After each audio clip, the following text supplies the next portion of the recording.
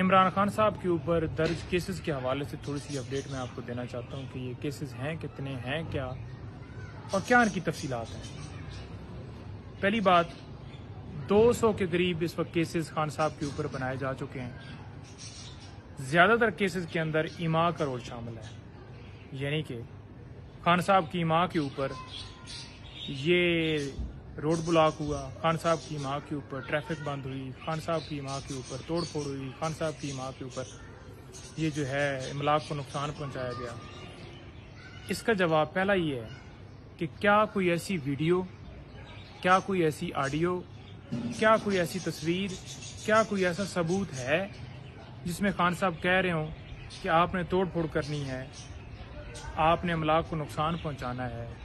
کبھی آپ 302 کی ایف آئی آر ان پہ کر دیتے ہیں، کبھی آپ دہشت گردی کے پرچے کر دیتے ہیں، کبھی کوئی ایف آئی آر اچانک سے نظر آ جاتی ہے اور ہم کہتے ہیں جی کوئٹہ جانا ہے، جی میاں والی جانا ہے، جی ڈیرہ غازی خان جانا ہے، جی اسلام آباد جانا ہے، جی راولپنڈی جانا ہے جی۔ تو یہ جو سلسلہ ہے یہ رک نہیں رہا۔ دوسری، 25 مئی کو ایک پرامن لانگ مارچ تھا۔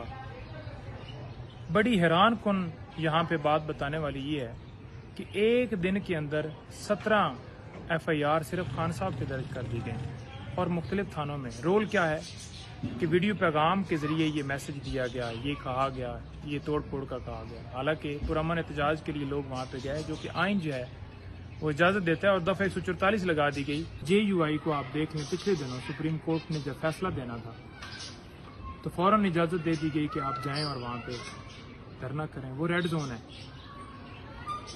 تو ریڈ زون میں جب اجازت دے دی جاتی ہے، جب پاکستان تحریک انصاف نکلتی ہے تو فوراً دفعہ 144 سزا دی جاتی ہے اور کہا جاتا ہے کہ کار سرکار میں مداخلت ہوئی ہے۔ پھر ان پہ شیلنگ بھی کی جاتی ہے، خواتین کے اوپر ڈنڈے چلائے جاتے ہیں، لوگوں کو مارا جاتا ہے، پھر لوگوں کو اٹھایا جاتا ہے۔ یہ کیا چل رہا ہے؟ دوسرے جو کیسز ہیں، ایک نیب کا القادر ٹرسٹ کیس، ایک توشہ خانہ، اور توشہ خانہ کے علاوہ ایک کمپلینٹ ہے توشہ خانہ کی، اور بے شمار مقدمات ہیں۔ کوئٹہ میں جیسے قتل ہوا، ڈیرہ غازی خان میں اینٹی کرپشن کی ایف آئی آر ہوئی، وہ اس میں بھی خان صاحب جو ہے وہ اینٹی کرپشن کی طرف سے کوئی ثبوت نہیں ملے اور ان کی ضمانت کنفرم ہونی تھی، کیونکہ جب ثبوت ہی نہ ہو تو ضمانت تو کنفرم ہوتی ہے۔ جو گرفتاری تھی تو سپریم کورٹ نے کہہ دیا ہے کہ وہ غیر قانونی گرفتاری تھی، اور عمران خان صاحب کو سپریم کورٹ کے احکامات کی روشنی میں ریلیز کیا گیا۔ تو وہ غیر قانونی گرفتاری کے اوپر لوگوں نے احتجاج کیا، تو لوگوں کو جو ہے وہ گرفتار کر کے اندر ڈال دیا گیا، ایف آئی آریں درج کر دی گئیں۔ ان ایف آئی آروں کے اندر اب خان صاحب کو نامزد کیا جا رہا ہے تاکہ زیادہ سے زیادہ ایکسپوز کیا جائے، زیادہ سے زیادہ ذلیل کیا جائے، گھسیٹا جائے عدالتوں میں۔ ایک گناہ کے اوپر ایک ایف آئی آر ہو سکتی ہے۔ آپ کیسے پورے پاکستان میں مختلف شہروں میں ایف آئی آر درج کر دیتے ہیں؟ ایک ایف آئی آر دیکھیں، بجلی روڈ کوئٹہ، وہاں پہ ایف آئی آر درج ہوتی ہے۔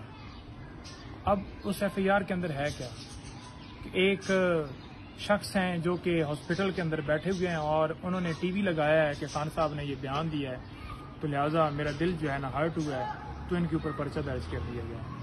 روٹین کے مطابق پروسیجر یہ ہے کہ جب ایف آئی آر جو ہے درج ہوتی ہے اور ایک بندہ جا کے ضمانت کرواتا ہے تو جو سرکار ہے وہ چلان کی سال کے اندر جمع کرواتی ہے، لیکن یہاں پہ کیا ہوتا ہے، فوراً ہی چلان اگلے ہفتے جمع ہو جاتا ہے کہ جلد سے جلد خان صاحب کو جو ہے کسی طرح سے سزا دی جائے۔ دورہ معیار انصاف کا نہیں ہونا چاہیے، جو سب کے لیے ہے وہ خان صاحب کے لیے بھی ہونا چاہیے۔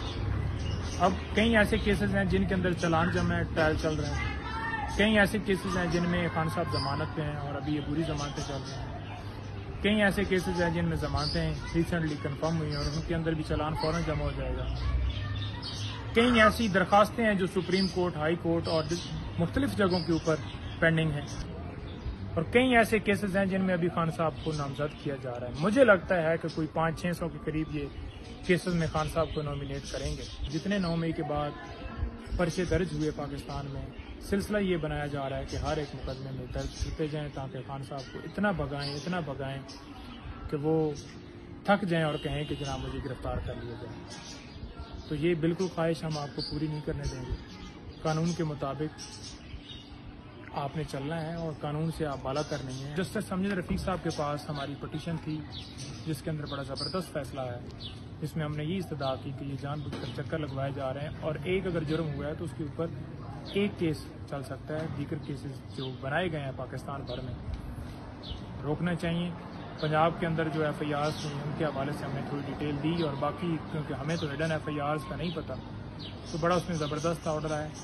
اس کے اندر یہ کہا گیا کہ آپ نے خان صاحب کو کسی کیس کے اندر، کسی ایف آئی آر کے اندر نامینیٹ کر کے کسی طرح سے آپ نے ہراساں نہیں کرنا۔